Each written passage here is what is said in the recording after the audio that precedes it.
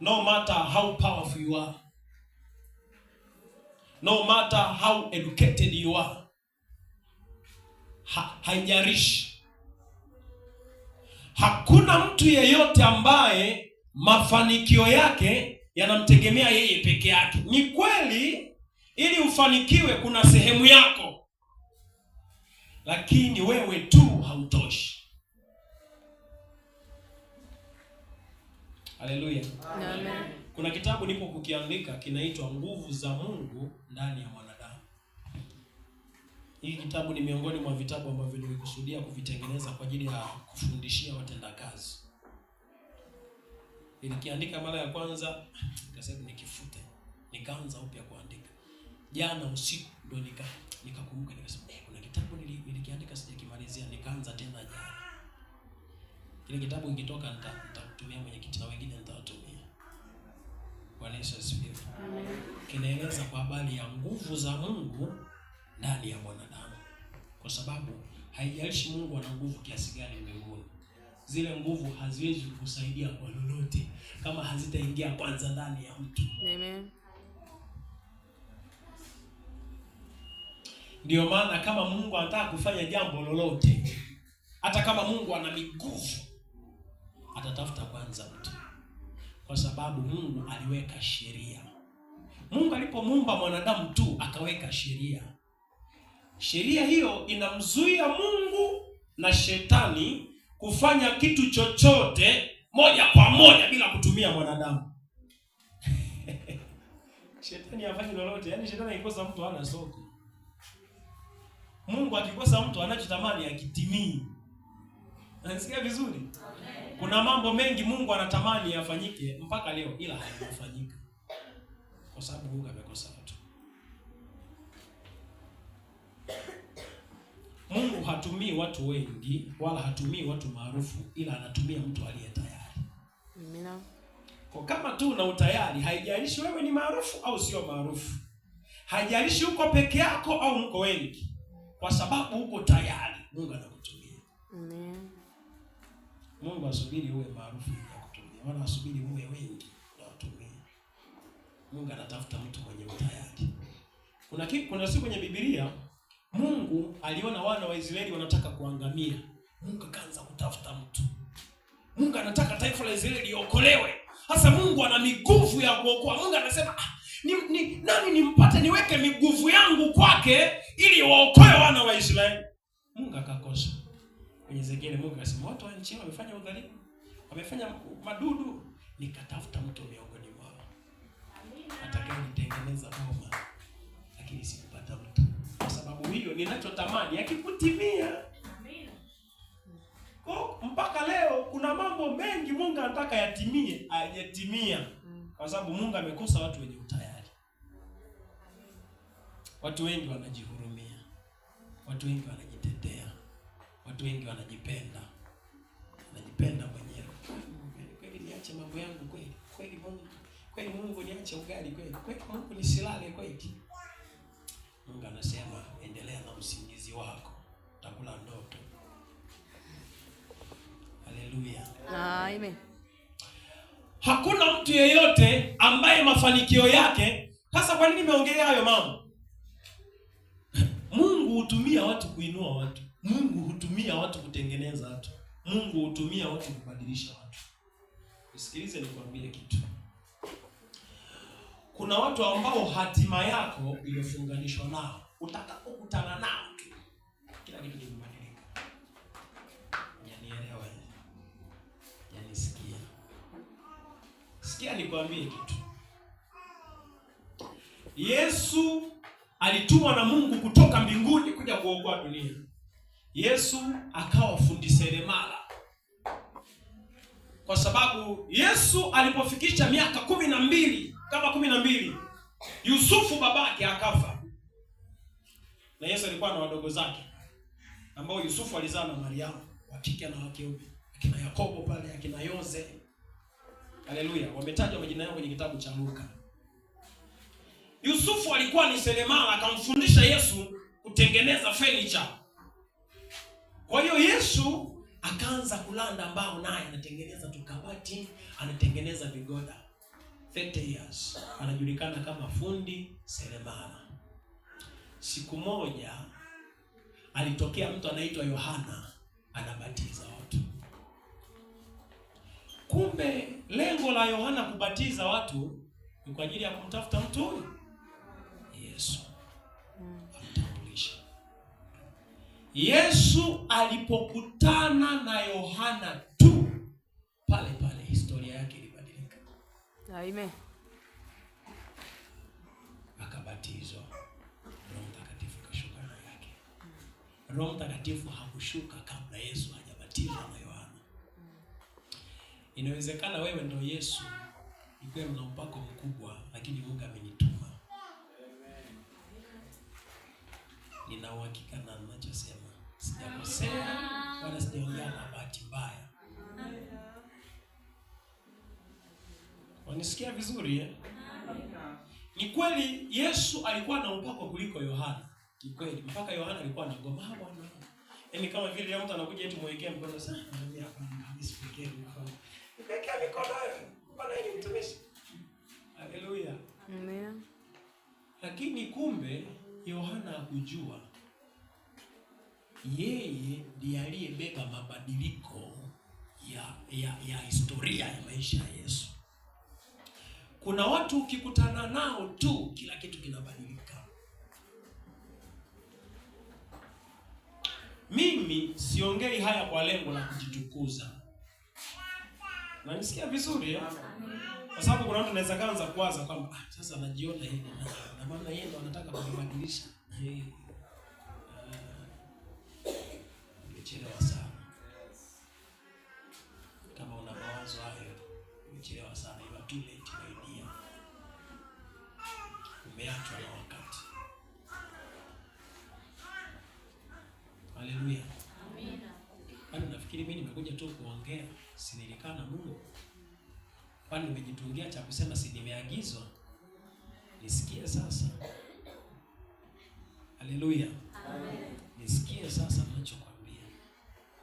Amen. Amen. Kuna mtu alikuwa anaitwa Sauli. Alikuwa anachunga punda wa babake. Kumbe Sauli anatakiwa kuwa mfalme. Ni Mungu kabisa anataka Sauli awe mfalme. Ila Sauli hawezi kuwa mfalme asipokutana na Samueli. Mungu akaanza kuhangaika, nifanyeje hapa huyu mwanadamu akutane na mwanadamu mwenzake ambaye hatima zao zimefungamanishwa. Amen. Mungu, Sauli anachunga punda wa babake. Mungu akasababisha punda wakapotea. Sauli akaanza kutafuta punda hawaoni. Yule mfanyakazi wake akasema, Bwana, kuna jamaa anaitwa nabii Samueli. Tukienda kwake atatutabiria punda wetu agwa. Kumbe ndo target ya Mungu, anataka punda wapotee ili Sauli aanze kutafuta punda, akishindwa amtafute Samueli wakutane. Wakikutana tu Sauli amekuwa mfalme. Unanielewa? Amen. Sauli akaenda kwa Samueli. Anafika tu Samueli akamwambia, Bwana aliniambia utakuja, wewe ndiye utakuwa mfalme. Mimi nimekuja kuulizia tu punda wa baba. Punda walishapatikana siku 3 zilizopita. Sasa hivi babako ameacha kutafuta punda, anakutafuta wewe. Mungu alitengeneza tatizo ili tu awakutanishe. Inawezekana moyo wako unasema, niende nisiende. The big June imetukutanisha.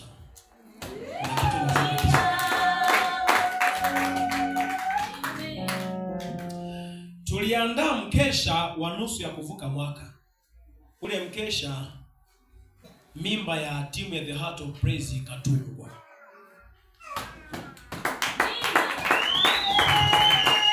Elewa sasa, kuna watu hatima yako na ya kwao Mungu amefunga pamoja.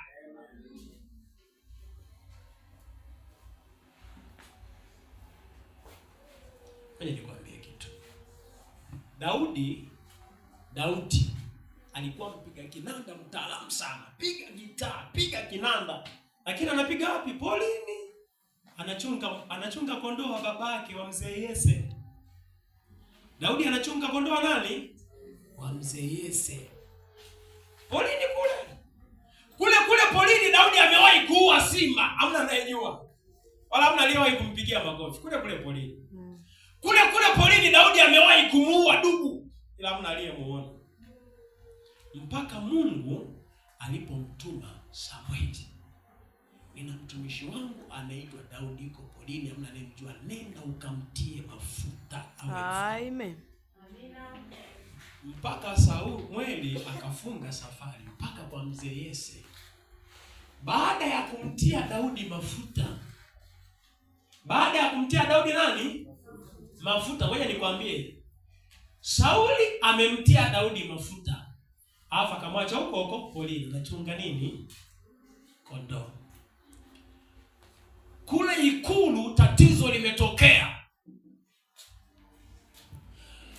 Mfalme amekaa pale, wanauliza nani mpiga kinanda mzuri? Ikulu wanamtaja Daudi, anapigaga kinanda kama anachunga kondoo. Mbona hakutafutwa mwanzoni? Baada tu ya kutiwa mafuta, Daudi anatolewa kule. Amen. Anaenda ikulu. Amina. Anapiga gitaa mpaka mfalme mapepo yanalipuka yanatoka. Daudi anapoenda kumpiga Goliati haikuwa mara ya kwanza kwenda, alikuwa ameshazoea. Hujanielewa vizuri eh? Ngoja nikupe mfano. Kitabu cha Wafalme cha kwanza.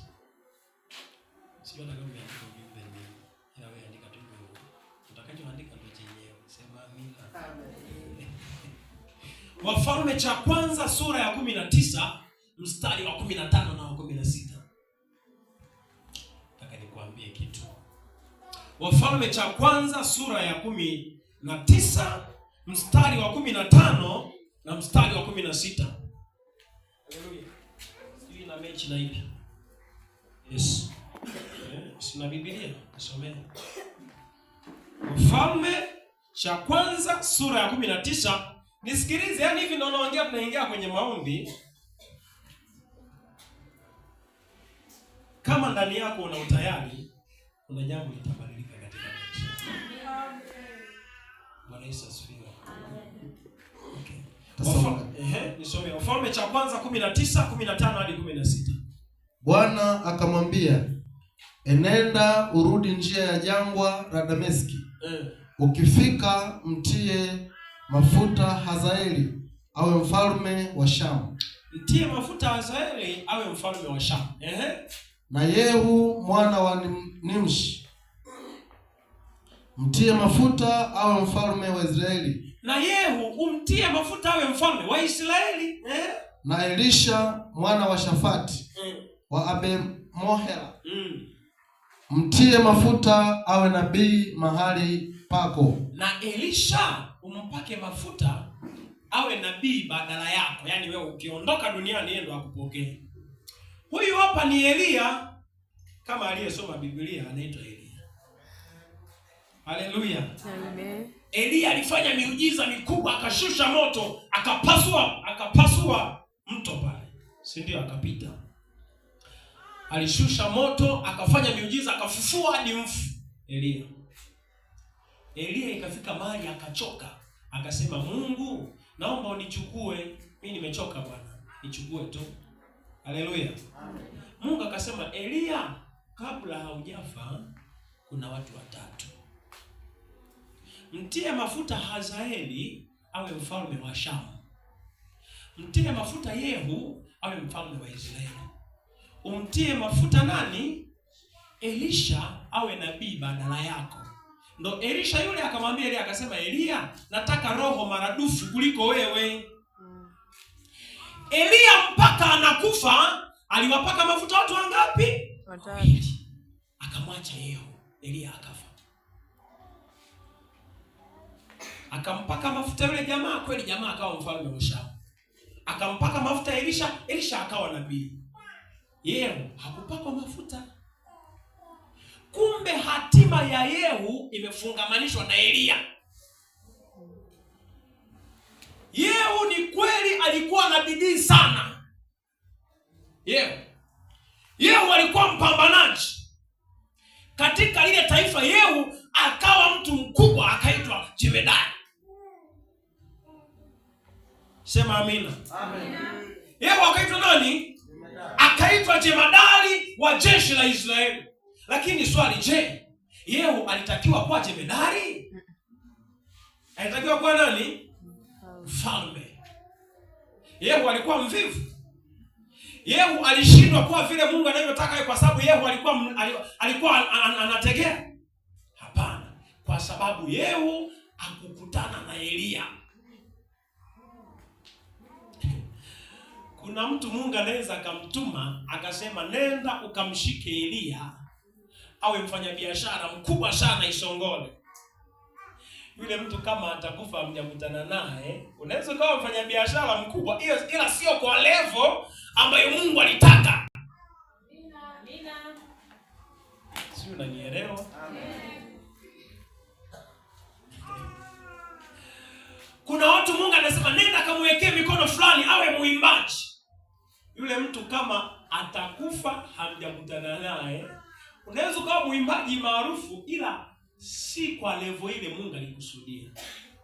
Yehu mpaka anakufa, Yehu alikuwa ni mtu shujaa, mashuhuri, lakini jemadari, sio mfalme. Kwa nini Yehu hakuwa mfalme wakati Mungu anataka Yehu awe mfalme? Hakukutana na Elia. Elisha alikutana na Elia. Elisha akawa nabii mkubwa mara mbili ya Elia. Kwa nini Elia? Kwa nini kilimfanya Elisha akawa nabii mkubwa? Roho ya Elia ikaingia Elisha maradufu. Nini kilimfanya Hazaeli awe mfalme wa Shamu? Elia amemtia mafuta. Kwa nini Yehu akufikia kiwango ambacho Mungu anataka? Alipishana na mtu ambaye hatima zao zimefungwa pamoja. Amen. Mungu anapomweka mtu yeyote mbele yako, usimdharau hata kama una nguvu kuliko yeye. Inawezekana wewe ni Yesu, yeye ni Yohana. Akikubatiza tu historia yako imebadilika. Amen. Haleluya. Amen. Inawezekana wewe ni Daudi, yeye ni Samueli. Hata kama atakubatiza afa akakuacha huko, amekutia mafuta afa akakuacha, unaendelea unapiga gitaa, unachunga kondoo. Baada ya siku mbili unashangaa umepata promotion. Ikulu sehemu fulani. Kwa nini? Hakuna mtu ambaye mafanikio yake, wewe nikwambia, hata katika hali ya kawaida tu, hakuna mtu ambaye mafanikio yake anamtegemea peke yake. Mfanyabiashara anategemea wateja ili afanikiwe. Amen. Amen. Dereva anategemea abiria. Hata kama dereva na gari zuri, kama kuanzia asubuhi hadi jioni hamna anayepanda gari, dereva amefilisika. Hana hela. Kwa nini? Amekosa watu. Hakuna mtu ambaye mafanikio yake yanamtegemea peke yake, hakuna. Mchungaji anahitaji washirika. Haleluya. Unaonaje wewe ni mchungaji unachunga miaka inaenda peke yako tu. Peke yako tu. Mwaka wa kwanza peke yako, mwaka wa pili peke yako, mwaka wa tatu peke yako. Hujafanikiwa bado. Sasa nendeni mkawafanya mataifa wanafunzi. Maana kama unakaa miaka mingi hujawafanya watu, umefeli, wewe ni failure. Haleluya. Amen. Nisikia vizuri eh?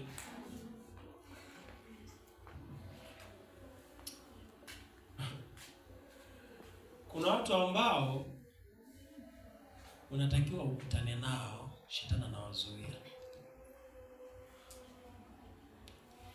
Naye shetani, kuna watu ambao shetani amewekeza nguvu yao ndani yao. Ukikutana nao tu maisha yako yamekufa.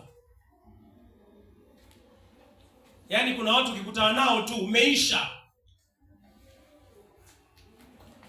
Shetani amewekeza mavitu ndani yao. ukimpa tu nafasi katika maisha yako umeisha.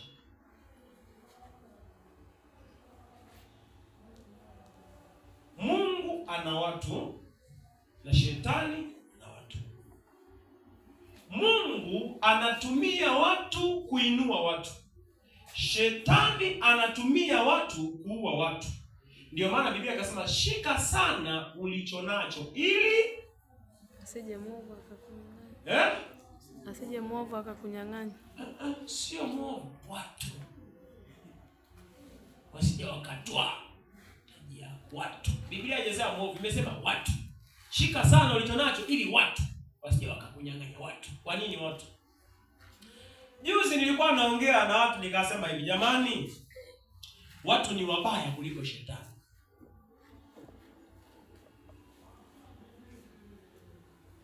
Mungu akitaka kumtumia mtu, anamuita mtu, alafu anamtengeneza. Akikutengeneza, anaweka upendo ndani yako, anaweka huruma, anaweka bidii, anaweka mambo mazuri, anaanza kukutumia.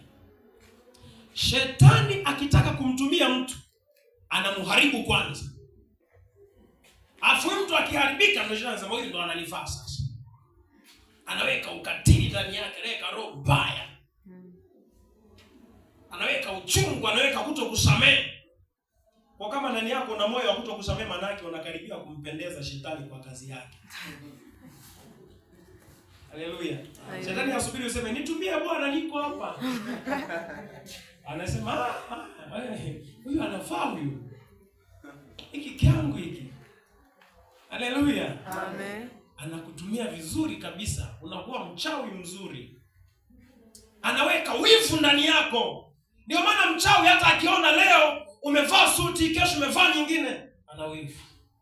Sasa anafanya hilo, anapendeza sana, tutaona. Tutaona. Shetani ameshamharibu. Yaani watumishi wa shetani wameharibika. Na shetani akimharibu mtu, mtu anakuwa mbaya kuliko shetani. Hata shetani akimwambia mwaka huu nimekupa assignment uwe tutoto 10. Yeye mwisho wa mwaka anaenda na nyongeza. Anambia mkuu, ripoti ya kazi yangu. Ulinituma watu 10, nimeleta 25. Baki shetani anasema, wewe uliza wachawi wanavuka malengo. Amina. Yaani shetani amemharibu mpaka jamaa amekuwa mbaya kuliko shetani. Yaani mpaka anavuka malengo aliyowekewa na shetani. Amina. Anapeleka, anaenda kuzimu kutoa ripoti. Ambia boss, mwaka huu nimeua. Nimevusha malengo. Sema amina. Amen. Sasa sijui kwa Mungu wako maivusha malengo. Haleluya. Amen. Nataka tuombe. Kwa nini tuombe? Yesu kabla hajaja duniani, usilale usingizi. Ukilala umelalia maisha yako. Sure, I'm telling you. Ukilala umelalia maisha kwa heri. Muulize yule mwanamke, alilala akalalia katoto kakafa. Alafu akaenda kuripoti kwa mfalme. Walibadilishia. Yaani ukilala kama hautaua katoto atakubadilishia katoto. Yaani kuna mawili, aidha utalalia wewe au utabadilishiwa na aliyelalia. Amen. Usingizi haumwachi mtu salama. Kwa hiyo wewe jitahidi tu, yani usilali, utalalia maisha. Haleluya. Amen. Unasikia vizuri eh? Usilali. Yesu kabla ya duniani, kuna jamaa lilikuwa linaitwa Isaya.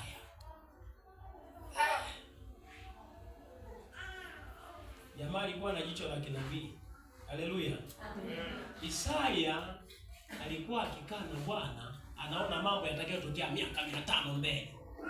Isaya. Yaani ukiangalia historia za manabii wa zamani, gadi ya nabii aliyekuwa na jicho la hatari, Isaya. Isaya ameishi miaka kama 600 kabla Yesu hajaja duniani. Ila Isaya linasema kwa ajili yetu mtoto amezaliwa.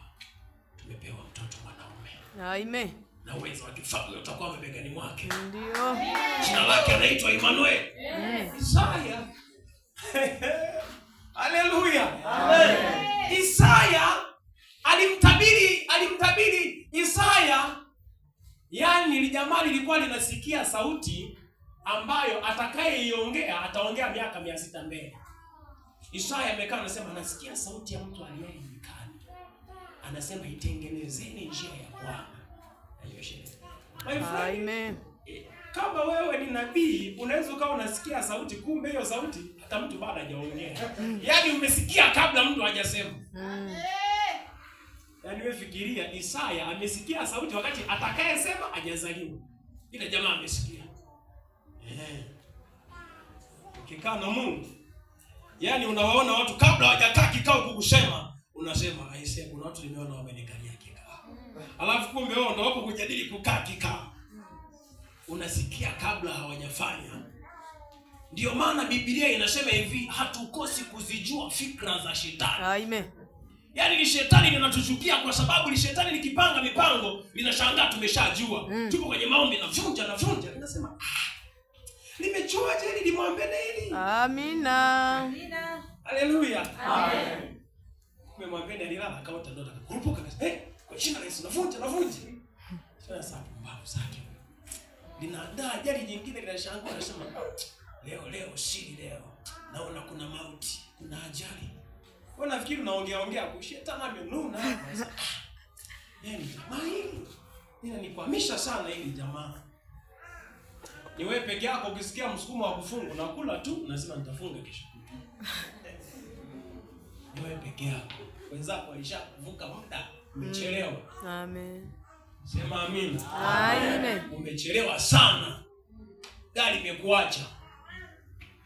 Haleluya. Amen. Isaya sasa alitabiri habari za Yesu. Yesu kuna siku itakiwa asafiri aende Yerusalemu. Na Yesu anapoenda Yerusalemu ilitakiwa apande punda. Isaya anasema ninamuona mfalme wako anakuja. Amepanda punda na mwanapunda. Isaya aliyatabiri maisha ya Yesu kama yalivyo. Isaya akafa. Yesu anazaliwa, umefika muda sasa ambao Yesu anatakiwa aende Yerusalemu. Na Yesu hataki kwenda kwa farasi wala kwa baskeli wala kwa mkokoteni, anatakiwa apande punda. Yule punda ambaye anatakiwa kumbeba Yesu, kuna jamani kajisikia tu ngoja nimfunge. Kumbe ilitakiwa alipate ufunguo ngoja nimpelekee Yesu. Ila lenyewe shetani akapandikiza mawazo nikasema ngoja nimfunge, nikamfunga kwenye mti. Yesu kwa sababu ana jicho la kuona, anatembea akafika mahali akasema sitaki kwenda kwa mguu, natakiwa kupanda punda. Yesu akakwama kwanza. Yesu akatuma watu wawili akasema nendeni mkanichukulie punda. Leo kuna watu wako ambao wameshikiliwa hujui. Tunatuma malaika nenda kanichukulie punda wangu atakayenipeleka Yerusalemu. Amen.